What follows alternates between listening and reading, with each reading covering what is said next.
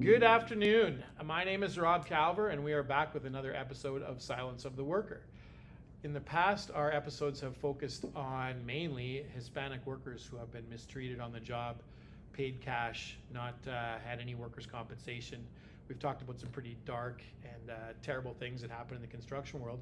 But today, we have an employer who follows the rules, who does the right thing, and is in trouble with the competition because not everybody follows the same rules, and some of the rules are not good enough. For Steve, my friend Steve, you want to introduce yourself and who you work for, or your company, I should say? Thank you, sir. Thank you for having me. My name is Steve Fulton. With Fullcrete Construction, owner Operator. We do concrete flat work here in the Edmonton area, and yes, my competition is a big struggle.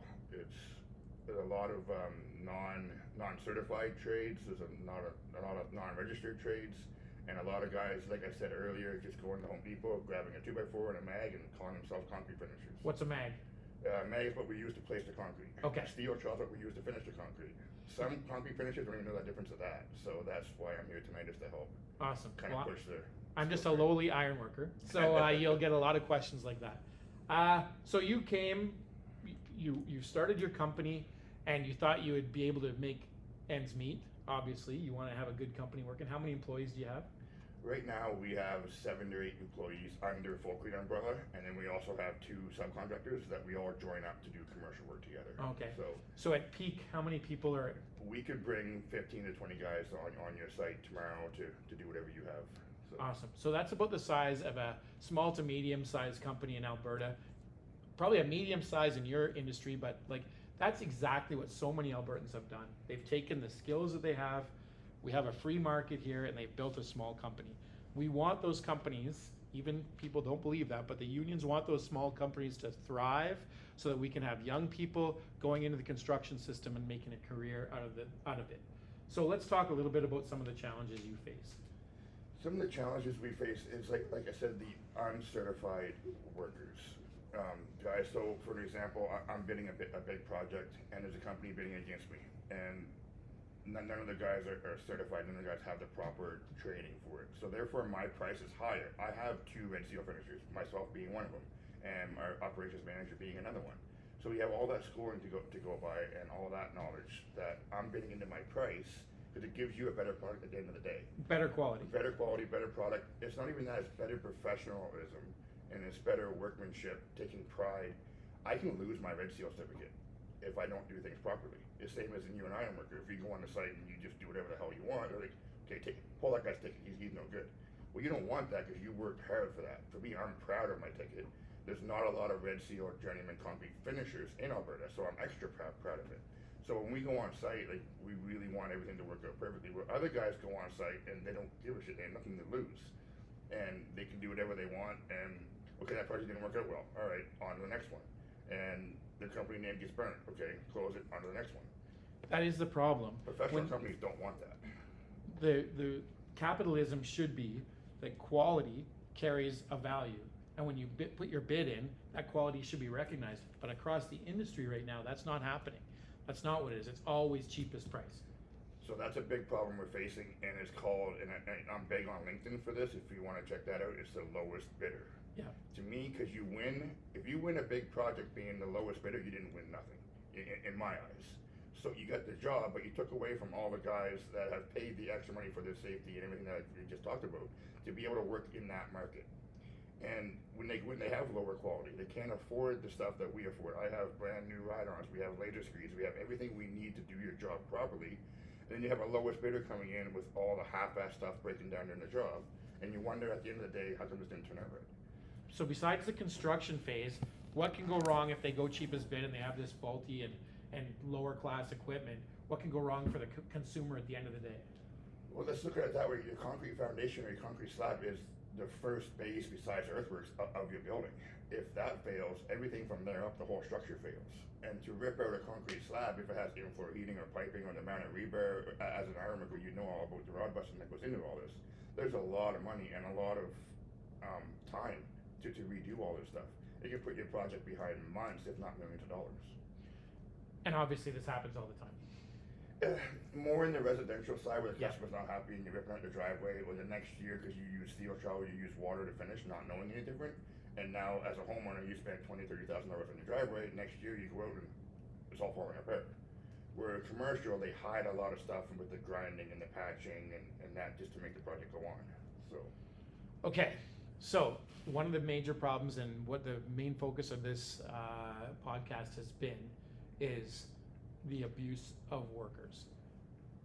What do you face bidding against some of these contractors on that front when you start talking about people working for cash, working with no safety tickets, etc.? The biggest thing I find is the new people to Canada, and they're hiring all their family. They start a company, they go out and they bid work. Well, at the end of the day, they're not paying the employee wages that I'm paying for all my guys. They all live in one house, if I'm allowed to say this. Yeah. And they all put into the mortgage or the car or whatever the case may be. And their labor is how they pay for their monthly bills or their bills at home. So you have 4 or 5 guys that you're not paying. You can bid a half of what I'm paying. You can bid a quarter and still, win the job, but your quality of work is down low, and it affects everybody else that's worked hard for what they have. And when a homeowner hires a company like that, what recourse do they have to get anything fixed? Well, say if you hire me, I'm undocumented, your slab all goes to shit, you say I'm taking you to court, and the judge looks at you like, why did you hire somebody that has no idea what they're doing? So you're the one that looks bad, the homeowner, for going the cheapest route and hiring somebody that's not ticketed, not certified, not documented, all the above. Canada loses too because there's no taxation. There's no. The hospitals deal with people who have no workers' compensation. It's just the whole system breaks down when people start either working for no wages or working for cash and not participating in the Canadian system. It's a real challenge for us. Our market share goes down and down, and the government came to us and said, why are all these young people out of work? 20 to 28-year-olds, I think it's pushing 16% unemployment. Well, those jobs are being taken up by people who are being mistreated for one, but not given those opportunities that you and I had when we first came into construction. Right, the job opportunities for young kids, and I have a 14-year-old son right now, and I know when me and you were young, we could go work at McDonald's for the summer. We could find a summer job doing something. Try finding a summer job right now for a teenager, for our kids. It's not going to happen, and I feel some of them give up before they even start because they put out 100 resumes, they got nothing in return, and then you see all the newcomers working everywhere. So why would I go out and put my time and effort into something that you're going to give to somebody else anyway? And I don't necessarily blame just the newcomers. It's the system. It's the system that will pay cash. It's the government that's going to give, and I've been offered kickbacks or a wage break to hire newcomers. So I could hire a newcomer at $18 an hour. The government's going to top that up on my end. So I'm actually going to make money off this person. Where I could hire actual, Canadians or skilled labor. 19-year-old kid at a high school. Yeah, I could train him up for 4 years. I could put him through school. As a Red Seal January finisher, I could sign off on his wages, and I can give him his Red Seal where he has a career. He can take that and go somewhere with it. Where the other route is, what is there? There's nothing, there's no long-term goal. There's no shortage of labor here. There's just a shortage of skilled labor because we're not participating. Yes. I just saw the other day that the polytechnics, the eights and the states are cutting seats, at a time when it looks like the apprenticeship numbers are growing. Where are these people? They're working in the shadows, and that's a bad thing for all of us, both contractors and labor providers who want to make sure that we build the young Albertans, the young Canadians into these construction roles. It's hard, and then your profit, if you do get a job, you must have to cut your prices to get down to even grab a project. And I always say I'll never meet the lowest bidder, and I would rather go after the guys that want the quality, and we will work less and make the same amount of money as the guys working 60 hours, in a 5-day week just to make so much. Where we don't want the lowest bidders. We're not on the same page because the quality is not the same, the professionalism is not the same. We're going after the guys that want to pay a little bit more. It's like going into a car lot. You want the nice car, you're paying more for the nice car. You want the little piece of shit seat box, you're paying less for it. You know what you want. So the customers we want are more on the higher end side. But that low bid is seeping into our customers as well because it's starting to be a trend that companies are catching on to. Right? And like, oh, well, these 4 big major companies are now going lowest bidder, not certified. Well, we might as well jump on 2 because now we have to lower our wages to match those. So when you have 5 big contractors bidding on a big job, they have to balance themselves somewhere. And unfortunately, it's become the trend of subcontractors. All of it, yeah. All of it's subcontracting. Now, I know that I've talked to people from Colombia who can buy a GST number. They don't have a social insurance number. They don't have proper documentation, and they're not living in Canada above board. They're living in the shadows, like I said earlier. Do you face that? Do you see subcontractors with just a GST number? We face a lot of that, and I can't speak on exact knowledge, but I do understand that a lot of the newcomers get tax breaks on businesses. So where I have to pay a certain amount of taxes, they don't have to pay those taxes. So then therefore they're not bidding those taxes into their job, they're automatically lower than me. Right? Even if they are certified, even if they do go through all the steps, just that tax break alone is killing the guys that's worked here for 30 years and has gone through all the steps. Okay, let's turn the corner a little bit. Talked about some of the negative stuff. What would it take for finishers such as yourself who wanted to advise young people coming up, or to advise AIT, the Alberta Industry, like the apprenticeship people? What would make the best finisher? What would be the changes to the system you'd make? I would make it a mandatory, and like we were talking earlier, a mandatory starting point, like ACI, where you have to have ACI, tell what ACI American Concrete Institution. Thank you. It's like I say, I call it the kindergarten of the concrete training industry. It's your starting point. You go into that, you get your basic knowledge. You get to know what a bolt float is. You get to know what certain hand tools are. You get to know what certain mix designs, not all of them, but certain the basic knowledge. You should be able to take that and go into start a school, or start NATE, SATE, Start an apprenticeship. the Union of Building Trades of Alberta. Somebody has to have a program to further that, because right now there's nothing after that. Okay. So, and that's, like I say, that's basic knowledge. I don't think basic knowledge is enough to do what people are doing up there right now. Wow, that's scary. So I'll tell you, so I was the last person in 2021, I'm gonna say, to get certified in Alberta as a Red Seal journeyman concrete finisher. Why were you the last one? There was no students. I was the only student in the class. Wow. There was no interest in it, and like I was saying earlier, why would there be interest in something when it's not mandated? It's not, if I don't need it, why would I get it? And that's a lot of these, with these young kids, well, I don't need it, why would I get it? If you didn't need a license to drive a car, why would you spend money getting the training and to pay for it if you don't need it? It's the same thing. So I think we have to start with mandating some kind of,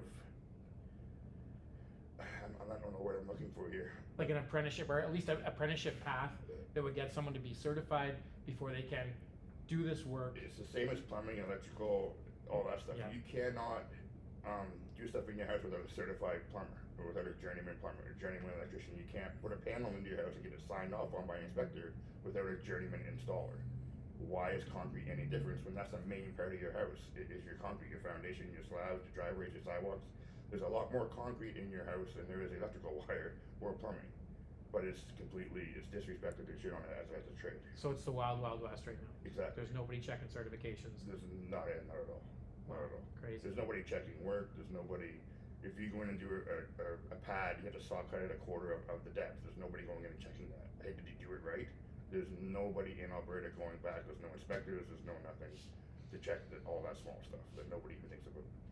10 years from now, a project that's like that, what are some of the things that could go wrong? I know it's hard because there's a wide spectrum of projects, but let's just talk about a shopping mall. So a shopping mall gone bad, like it all depends, because like I said, they can hide a lot of things. They can hide a lot of defects. They tile the whole floor, so if it does crack, I mean, the worst it's gonna do is move up and down.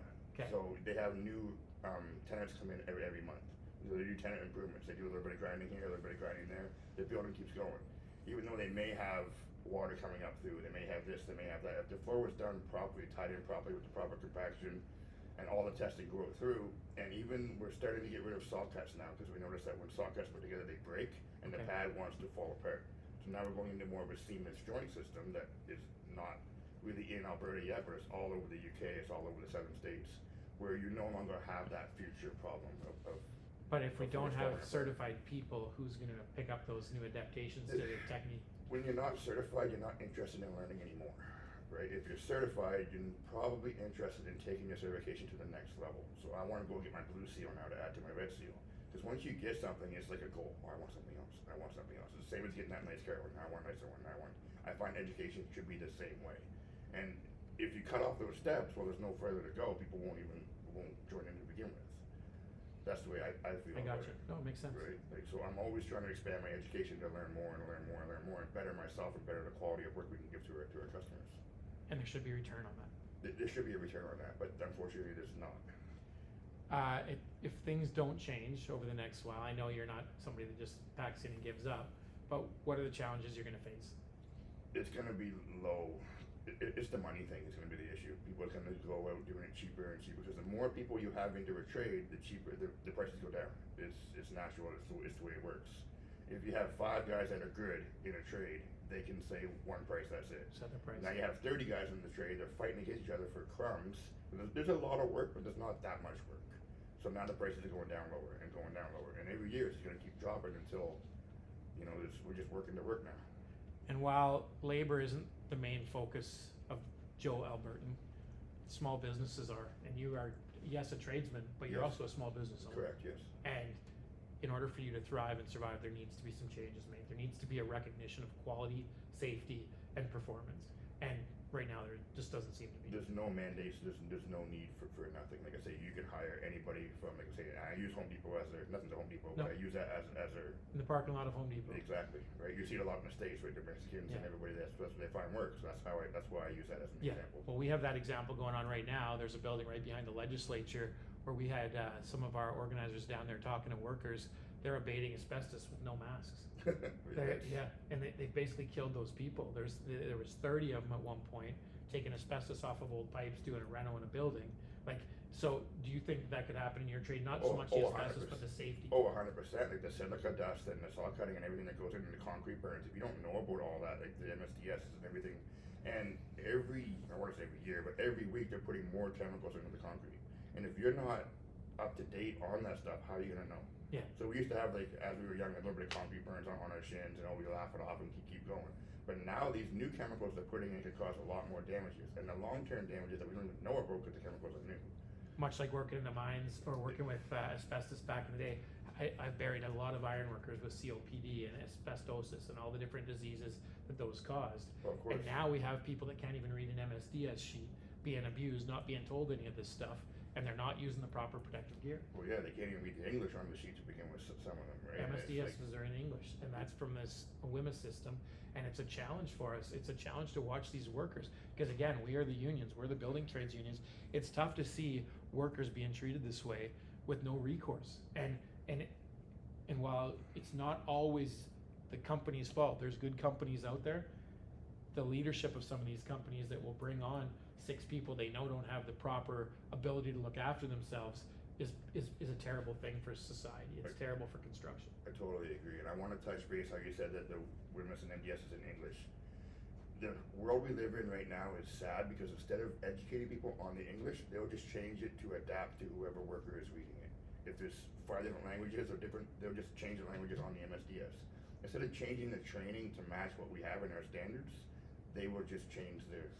Does that make sense? Like Yeah, what I'm I trying to gotcha. say? Yeah. They're not mandating it, and there's no respect in this trade. There's no level of quality. It's all just like cater to whatever workers involved. And to be a Canadian construction worker still means you can be middle class. Oh, of Still course. means you can buy a house. Oh, of course. Still means construction here is different than other places in the world, and I've been other places in the world where I've seen it's the low class job being construction. We have held a standard here. You said the word standard, that's the red seal. That means a journey person iron worker in BC is the same as a journey person iron worker in Newfoundland, 100%. because we measure that, we set a standard and we follow it. And under this system that's happening right now, and it's not just Alberta, it's BC, it's Alberta, it's starting to happen more in Saskatchewan, Ontario. We are not following the standards, there's no enforcement, and we need to get back to that. That's like, even in your trade, you have procedures and practices that you put in place, and there's steps to putting a building up. It goes with one step, next step, next step, next step. And I try to do the same thing because I was taught that in school to do steps and things that be done in a certain way. And I've worked with crews throughout the year that are just all over the place. And I'm like, what is going on here? It's like a circus. Yeah. Like, yes, they get the job done, but at the end of the day, like, there's no education to it at all. And the reason you're facing why everyone's coming is because of the standards we have in the mechanical trades. It's the an open mechanical trade. Yeah, it's an open trade. That's the Anybody problem. can do And it. there is money in it. There is Yeah. good money in concrete. If you're fast and you're good at it, then you can make a good career out of it. Yeah. If you're fast and shitty at it, you can make about 2 or 3 years out of it, right? That's the difference. But that 2 or 3 years is 2 or 3 years. You can't grow your company and grow young Albertans into a journey person. That's where Canadians like us struggle, is in those 2 or 3 years. And now you get 100 people doing that little 2 or 3 year gig, and now everybody suffers. And then when The they economy leave, they suffers started to too. get, So I'm gonna make the money and put it back into the economy. They're gonna make the money and send it home. Yeah. There's a huge difference there. Right? Not to target anybody, No, but no, no, that's a but big problem. This is not a racist podcast. We worry about the people that are being treated down. Yes. What we're saying is that the Canadian system, as it is right now in Alberta, BC, little parts of Saskatchewan, is not. That's the reason people talk about this skilled trade shortage. We have thousands of apprentices out of work right now, sitting at home or having to go to other places where the lowest bid got the job. They are losing fingers. Someone just lost but on the project of the LRT, someone lost a foot with a post-tension cable going through it. We are going to the lowest bid in this country, and it is not serving us in our labor supply. It is not serving us in our labor supply. We have to do something about it now. That's why we have this podcast. That's why we want to talk to people like you. I want to thank you for coming out. It's been amazing. We're going to continue to work together. We just met today. We're going to continue to work together. I hope we do a lot more work together. Yeah, this really needs to get pushed. It does need to get pushed. And stay tuned.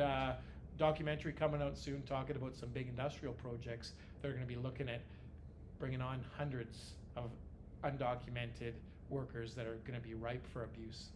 Thank you very much for coming today. Thank you so much, Steve. I appreciate it, man. Very, very welcome. Come back next time. Thank you.